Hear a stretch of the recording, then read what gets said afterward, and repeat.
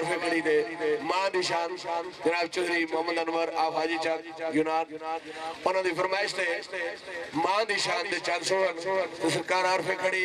रूमी कश्मीर अदब दे बादशाह थोड़े मेरे मियां मोहम्मद साहब लिखते ने क्योंकि बाबा जी दे दरबार शरीफ ते लिखा है मियां साहब दा सुखन और जनाब चौधरी अख्तर साहब दी फरमाइश थे मां दी शान और चौधरी अनवर साहब जनाब मियां जुल्फकार साहब ने भी क्या सी के मां दी शान दे चंद सुखन पढ़िया जे ते सरकार खड़ी लिखदे ने से मां मन्नी ते रब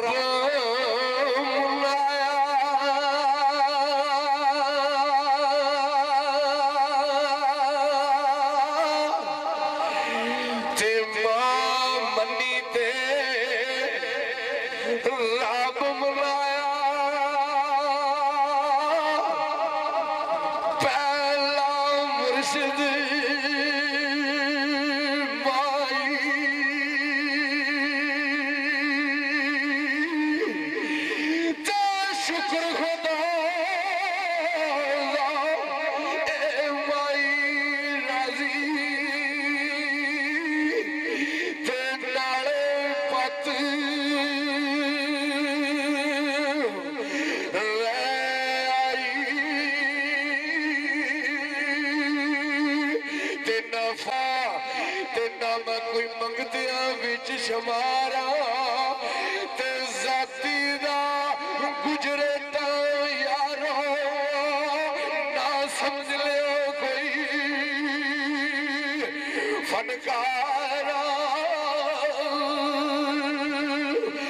ते मैं सब मोड़ करा मेरा ते मैं हर एक दा ताबिया भी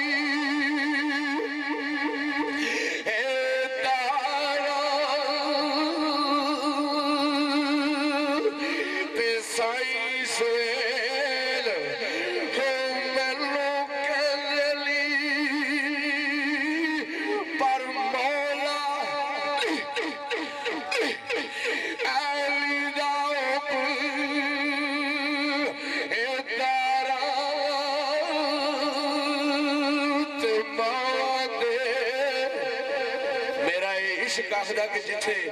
फकीर दी महफिल होवे ना उथे मोहम्मद आले मोहम्मद भी मौजूद होते उथे मौला कायनात अली अलैहिस्सलाम भी मौजूद होंदे ने उथे पीरा शाह गाजी तमनीर सरकार भी आए होंदे ने उथे मियां मोहम्मद साहब भी आए होंदे ने अगर कोई गलती दी कोशिश करदा है फिर उन्हें बाद नुकसान हो जाता ते सरकार खड़ी लिखदे ने ते मावां दे दिल नरम